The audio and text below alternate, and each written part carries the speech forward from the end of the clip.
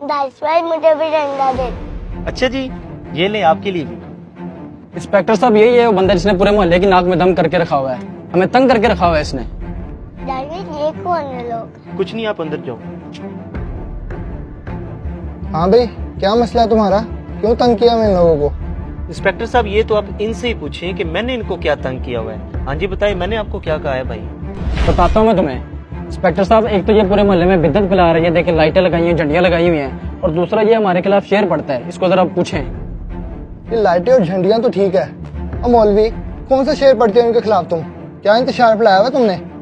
Inspector साहब मैं कोई इंतशार नहीं फैला रहा, और जो शेर की बात भाई कर रहे हैं वो तो बच्चा बच्चा पढ़ता है कि आप सबके पास जाएंगे। वो शेर इतना प्यारा शेर है, वो तो हम हुजूर की मोहब्बत में पढ़ते हैं और शैतान के खिलाफ पढ़ते हैं कि निसार तेरी चहल पहल पर हजारों ईदे रबीउल अव्वल, सिवाय इबलीस के जहां में सभी तो खुशियां मना रहे हैं। ये देखिए इंस्पेक्टर साहब, ये शेर हमारे खिलाफ पड़ता है, ये हमें चिढ़ाने के लिए।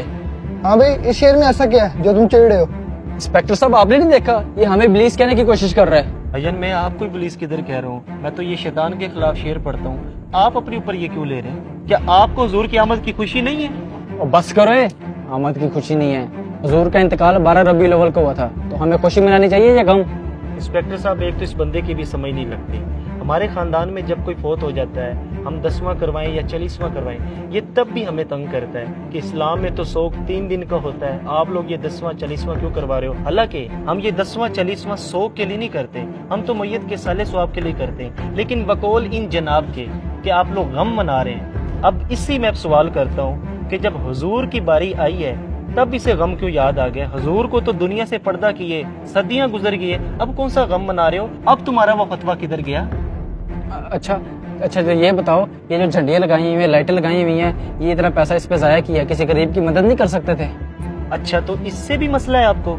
ये बताएं आपके पास मोबाइल कौन सा है? मेरे पास iPhone 14 है। क्यों? देखिए इंस्पेक्टर साहब, 3.5 लाख वाला मोबाइल है इनके पास, 50,000 वाला भी तो आप मोबाइल ले सकते थे, बाकी पैसे किसी गरीब को दे देते, तब गरीब नहीं याद आया आपको? और दूसरा इंस्पेक्टर साहब, इसने अपने बेटे की शादी की है, 50 लाख रुपए इसने खर्चा किया है, कम पैसों में भी तो ये शादी कर सकता था, तब गरीब नहीं याद आई इसे?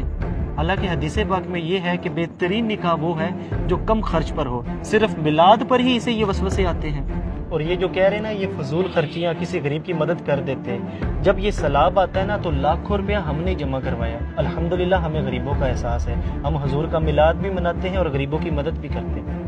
भाई मेरे, मुझे इसकी कोई बात नहीं गलत लगी।